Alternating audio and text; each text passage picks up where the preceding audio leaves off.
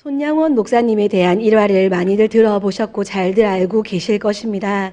손양원 목사님은 소록도 나병 환자의 수용소인 애양원에서 나병 환자를 위한 구호 사업과 전도 활동을 하셨던 목사님이십니다. 공산주의 청년들에 의해서 총살을 당했던 그렇게 순교한 두 아들의 소식을 들은 손양원 목사님은 두 아들을 죽인 원수를 살려달라고 기도하셨습니다. 아직 그는 하나님을 알지 못하기 때문에 그가 이 상태로 죽게 되면 그는 지옥에 갈 것이 너무 분명하기 때문에 그가 죽지 않고 복음을 영접할 수 있도록 위에서 기도했던 분이 손양호 목사님이셨습니다.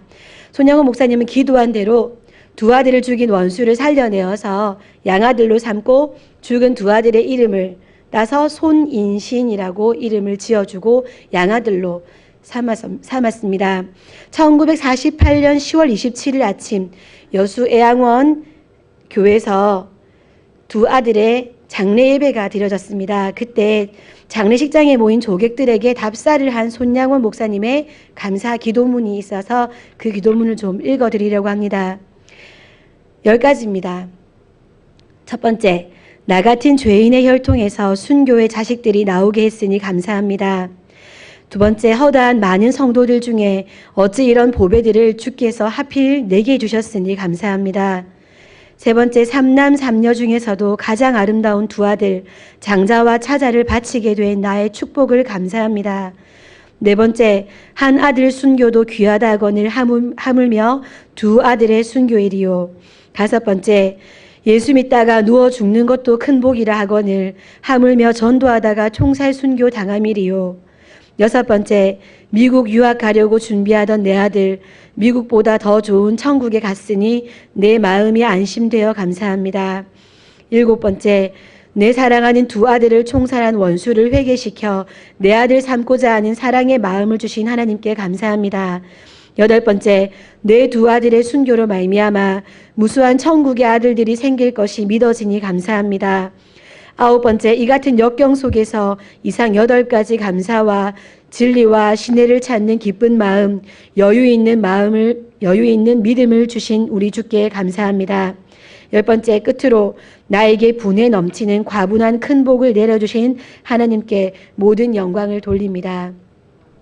감사기도를 드린 후에 손양훈 목사님은 장례 예배 때 감사헌금을 드렸습니다. 감사헌금 봉투에는 두 아들의 순교를 감사하며 1만 원 손양원이라고 봉투에 기록했다고 합니다. 감사에는 3가지 종류가 있습니다. 어린아이와 같은 감사, 성숙한 감사, 믿음의 감사, 이렇게 3가지가 있습니다. 오늘은 사랑하는 우리 성도님들과 더 가치 있는 감사를 하는 우리가 되기 위해서 은혜를 나누려고 합니다. 먼저 본문 말씀에 등장하는 성경 이야기를 나누겠습니다. 예수님께서 예루살렘으로 가시던 길에 마침 사마리아와 갈릴리의 경계를 넘어가시던 중이었습니다. 예수님께서 한 마을에 들어가시다가 나병 환자 10명을 만나셨습니다. 그들은 가까이 가지 못하고 거리를 두고 서서 목소리를 높여 외쳤습니다. 주 예수여, 우리를 불쌍히 여겨주십시오. 예수님께서 그들을 유심히 보시며 말씀하셨습니다. 제사장들에게 가서 너희 몸을 보이라. 그들은 갔고 가는 길에 그 몸이 깨끗해졌습니다. 그들 가운데 한 사람이 자기가 나은 것을 알고는 하나님께 소리를 높여 감사하고 영광을 돌리며 가던 길을 되돌아왔습니다. 어떻게 다 감사해야 할지 몰랐던 그 사람은 예수님의 발 앞에 무릎을 꿇었습니다. 그는 사마리아 사람이었습니다. 예수님께서 말씀하셨습니다. 10사람이 다 낫지 않았느냐? 9사람은 어디 있느냐? 돌아와서 하나님께 영광을 돌린 사람이 이 이방인 말고는 아무도 없느냐? 그리고 예수님께서 그에게 말씀하셨습니다. 일어나 가거라. 내 믿음이 너를 낫게 하고 너를 구원했다. 여기까지가 성경의 이야기입니다. 예수님은 10명의 나병 환자를 고쳐주셨습니다. 나병 환자 10명은 예수님의 말씀을 믿고 그대로 순종해서 나병이라는 절대로 나을 수 없는 두려운 질병이 나았습니다. 그러나 10명의 나병 환자 중에서 감사한 마음을 표현한 사람은 한 사람이었습니다. 9명의 나병 환자는 육신의 질병이 나은 것으로 예수님과의 모든 관계가 끊어졌습니다. 그러나 그 한 나병 환자는 감사라는 것 때문에 예수님과 끊을 수 없는 끈이 이어지게 되었습니다. 영원한 생명 구원이라는 것을 받게 되었습니다. 감사를 표현한다, 감사한다 하는 것은 그런 것입니다. 나병 환자 9명도 그랬을 수도 있습니다. 우리도 감사했습니다. 어떻게 나병이라는 그런 무서운 질병을 낫게 해주셨는데 감사하지 않을 수가 있겠습니까? 우리도 감사했습니다. 그런데 우리는 제사장에게 달려가는 길이 너무 급했고 달려가는 도중에 눈물을 흘리면서 우리 마음으로는 엄청나게 감사했습니다. 그리고요, 나병이 나은 다음에 제사장에게 보이고 가족에게 내가 나았던 것을 알려준 다음에 그때 우리 예수님 찾았습니다. 감사하다고 인사드리고 싶었어요. 그런데 그때는 예수님을 찾지 못했을 뿐입니다. 라고 말했을 수도 있습니다. 분명히 아마 그들도 눈물을 흘리며 감사했을 것입니다. 평생에 절대로 나을 수 없는 나병이라는 병을 낫게 해주신 분이 얼마나 감사했겠습니까? 나병이 얼마나 무서운 질병인지 다들 잘 알고 계시지요. 답이 없는 질병에서 고침을 받았으니 나병에서 고침받은 그 사람들이 얼마나 좋았을까요? 예수님께 감사합니다라고 말하러 돌아올 수 있는 여유조차 없을 만큼 그들의 마음이 기쁨에 벅찼을 수 있습니다. 이해할 수 있으시겠지요. 얼마나 기뻤을지. 사랑하는 가족들에게 내가 낳았다고, 내가 절대 평생에 못 낳을 줄 알았고 다시는 우리 가족 못 볼 줄 알았는데 내가 이 병이 나았다고 우리 가족들에게 얼마나 달려가서 이 기쁜 소식을 알리고 싶었겠습니까? 제사장에게 맞네, 너 나병이 나았네 하는 말을 얼마나 듣고 싶었겠습니까? 그들의 가슴 벅찬 기쁨의 감정을 우리는 충분히 이해할 수 있습니다. 정신이 하나도 없었을 수 있습니다. 예수님께 돌아와서 감사합니다라고 말할 수 있는 정신이 조금도 없었을 수 있을 만큼 그들이 큰 기쁨을 누렸을 것입니다. 폴 브랜드라는 의사 선생님이 계십니다. 이분은 나병 전문가이신데요. 나병 재활병원의 원장이기도 하십니다. 이분이 비행기를 타고 영국으로 출장을 가셨는데 비행기를 타고 영국에 가시고 또 3시간 동안 기차를 타고 학술회에 참석을 하고 아주 늦은 밤에 일정을 마치고 호텔에 들어가서 씻으려고 하는데 발 움직임이 좀 이상하다 하는 느낌을 받았습니다. 그래서 이 선생님이 바늘을 꺼내서 발 뒤꿈치와 복숭아뼈 아랫부분 사이를 바늘로 한번 쿡 찔러 보았습니다. 그랬더니 피가 쫙 하고 터지는데 통증이 느껴지지 않는 것입니다. 무슨 말입니까? 나병이라는 질병은 신경이 죽는 것입니다. 그래서 고통, 통증을 느끼지 못하는 것이 나병입니다. 나병을 고치던 의사 선생님이 통증을 느끼지 못하는 기분을 느꼈을 때 정말 눈앞이 깜깜해졌을 것입니다. 그래서 그날 밤 이 의사 선생님은 잠을 한숨도 못 잤습니다. 한순간에 인생이 뒤집혀 버린 것 같았습니다. 한숨도 못 자고 다음 날 아침이 왔습니다. 이제 내가 어떻게 해야 되나? 밤새 그 생각으로 내가 어떻게 해야 되나? 난 이제 어떻게 해야 되나? 그 생각으로 밤을 새우고 난감해 하시다가 아침이 되어서 다시 바늘을 들고 발을 찔러봅니다. 피가 쫙 하고 쏟아지는데 너무 아픈 겁니다. 너무 아파. 눈물이 나도록 너무 아팠습니다. 어젯밤에는 아플 수도 있다라는 생각을 가지고 찔렀기 때문에 그렇게 아프진 않았는데 어젯밤에 안 아팠기 때문에 오늘은 무방비 상태로 다리를 쿡 찔렀기 때문에 너무 아파서 눈물이 기절할 정도로 너무 아팠는데 마음은 너무 기뻤답니다. 너무 기뻐서 눈물이 났고 너무 아파서 눈물이 났었다고 합니다.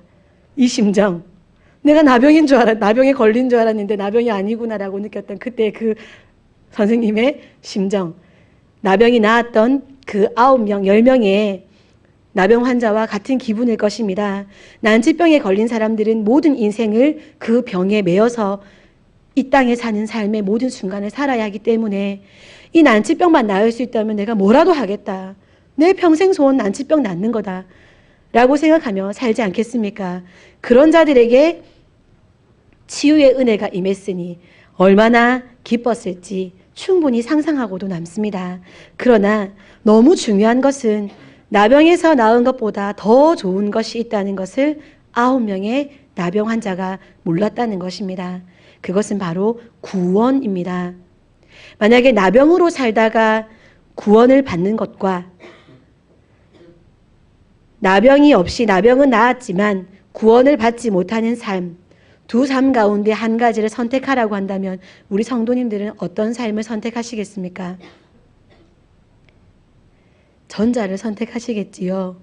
혹시 어떻게 해야 되나 하고 고민되시는 분은 교역자나 교구장님들께 한번 구원 상담을 받아보시는 것이 좋을 것 같습니다. 이것은 비교할 수가 없는 큰 기쁨입니다. 왜냐하면 나병이라는 병은 우리를 8, 90년 고통스럽게 할 수 있지만 영원한 천국은 눈물도 없고 아픔도 없고 병도 없고 죽음도 없는 영원한 생명을 주는 곳이 천국이지 않습니까? 지옥이라는 곳은 8, 90년 나병 없이 건강하게 살지만 지옥이라는 곳은 갔다 하면 영원히 죽음과 같은 고통 가운데 살아야 하는 곳이 지옥이지 않습니까?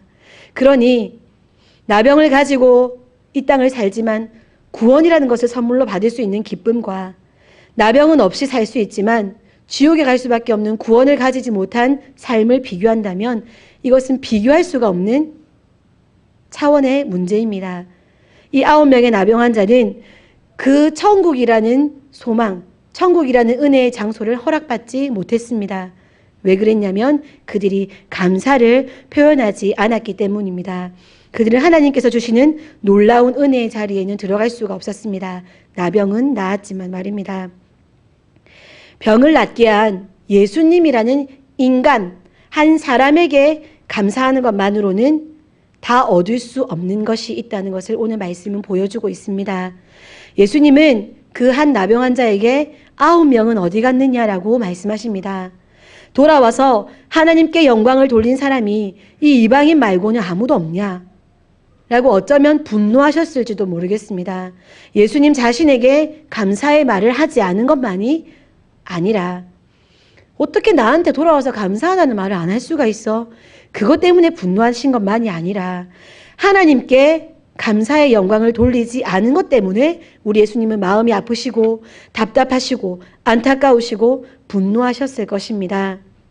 앞서 성경 스토리를 제가 말씀드리기 전에 감사는 3가지 종류가 있다고 말씀드렸습니다. 그 첫 번째가 어린아이와 같은 감사라고 말씀드렸지요. 이것은 받아서 감사한 것입니다. 기분이 좋아서 감사한 것입니다. 거기까지입니다. 반드시 내가 감사하는 것이 하나님 때문일 필요가 없는 감사입니다.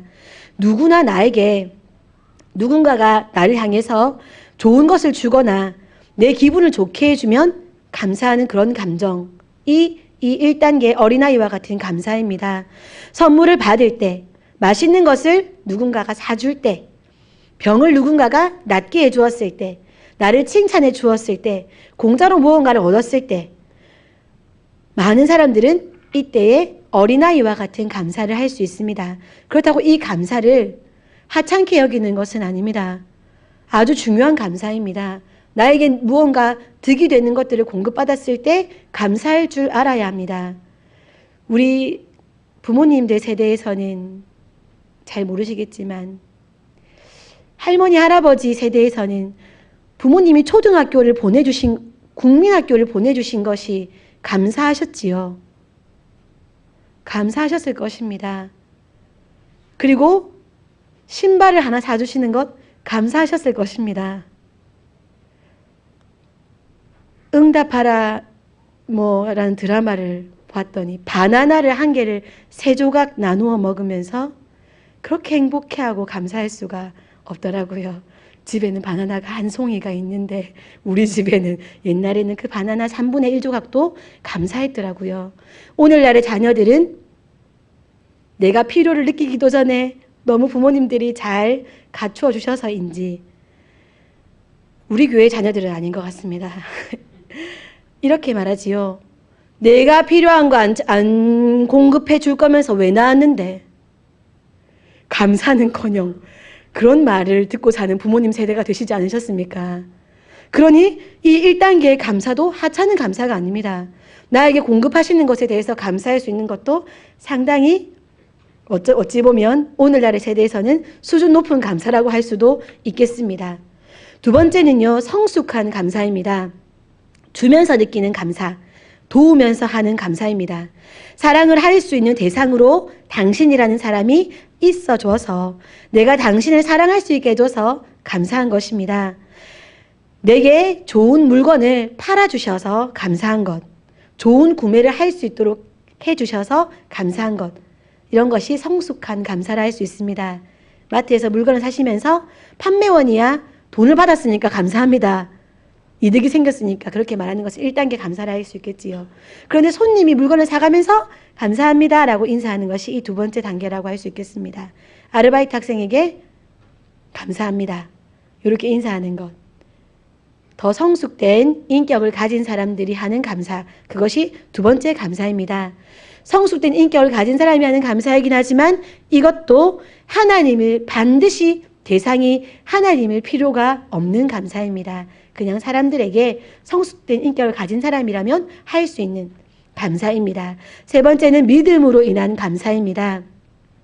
고통 중에서도 슬픔 중에서도 감사할 수 있는 것입니다. 이 감사는 하나님 때문에 할 수 있는 감사입니다. 감사라는 말의 원어는 유카리스테오라는 단어입니다. 이 단어는 합성어인데요. 유라는 것은 좋다, 선하다 라는 뜻이 있고요. 카리스는 잘 알고 계시지요. 카리스, 은혜입니다. 하나님의 은혜이기에 좋다. 하나님의 은혜이기 때문에 그것은 선하다 라고 고백하는 것이 바로 유카리스테오, 감사라는 것입니다. 그래서 길가의 장미꽃도 감사하고, 장미꽃에 있는 가시, 저 가시 저거 아무 쓸데없는 것 같은데 하나님께서 창조하신 장미꽃이기 때문에 장미꽃의 가시도 감사할 수 있는 것이 바로 유카리스테오라는 것입니다. 눈앞에 보이는 현실은 고통과 고난이라 할지라도 하나님은 은혜의 하나님이시고 사랑의 하나님이시기 때문에 하나님은 선하시고 그분의 은혜 때문에 내 눈앞에 보이는 이 현실이 어떠하든 간에 그것은 선하다고 고백하는 것이 바로 감사의 원어의 뜻이라 할 수 있습니다. 하나님의 은혜가 아니라면 살 수 없는 우리 인간이라는 피조물은 모든 감사 중에서, 물론 모든 감사를 해야 함은 당연한 것이고 가장 높은 수준의 감사도 드릴 수 있어야 합니다. 그것은 무엇이냐면 은혜로 인해서 누리는 복, 눈앞에 보이는 복 때문만이 아니라, 복 때문만에 드리는 감사가 아니라 은혜를 주시는 분 때문에 감사하는 것입니다. 오늘 본문에 등장하는 10명의 나병 환자들 중에 9명은 자기의 병이, 육신의 병이 나은 것만 보았습니다. 그런데 예수님께 돌아와서 감사의 고백을 했던 사마리아 나병 환자는 그 은혜를 베푸신 하나님을 보았기 때문에 하나님께 감사할 수 있었던 것입니다. 그는 사마리아인이었습니다. 구별된 유대인이 아니었습니다. 그래서 정식 신앙 교육도 받지 못했었고요. 예루살렘 성전에서 제사도 드리지 못했었던 삶을 살았던 사람입니다. 그럼에도 불구하고 자신을 회복시키시고 치료하신 하나님, 은혜를 베푸신 분을 인식했기 때문에 그분 앞에 무릎을 꿇고 감사할 수 있었던 것입니다. 누가복음 15장을 보면 잃어버린 아들의 비유가 나옵니다. 이 비유가 나오게 된 근거는 예수님께서 세리와 죄인들과 함께 이야기를 나누시고 식사하시고 하는 모습을 바라보면서 바리새인과 서기관들이 마음이 너무 불편한 겁니다. 저분 좋은 분인 건 알겠는데 왜 저렇게 자꾸 죄인들하고 어울리나? 거룩을 지켜야 되는데 왜 저렇게 저분 좋은 분인 줄 알겠지만 자꾸 세리와 죄인들과 친하게 지낼까 하며 마음을 불편해하고 있는 바리새인과 서기관들을 보시면서 예수님께서 그들을 불러다가 그들에게 이 비유를 들려주고 계신 것입니다. 잃어버린 아들 비유는 아버지를 떠났다가 다시 아버지의 품으로 돌아온 세리와 죄인들, 두 번째 아들과 같은 세리와 죄인들에게 들려주고 싶으셨던 것이 아니라 항상 아버지의 곁에 있었던 큰아들과 같은 바리새인과 서기관들이 예수님께서 말씀하시고 싶으셨던 대상이었다는 것입니다. 아버지가 큰아들과 같은 바리새인 서기관, 이들에게 들려주고 싶으신 아버지의 마음은, 이 비유를 통해서 예수님께서 그들에게 말씀하시고 싶으셨던 것은 둘째 아들이 허랑방탕히 아버지의 재산을 다 사용한 것에 대해서 분노의 감정을 가지는 것, 모든 재산을 다 잃고 고생했던 동생에 대한 냉소, 네가 자초한 일이잖아 하는 냉소,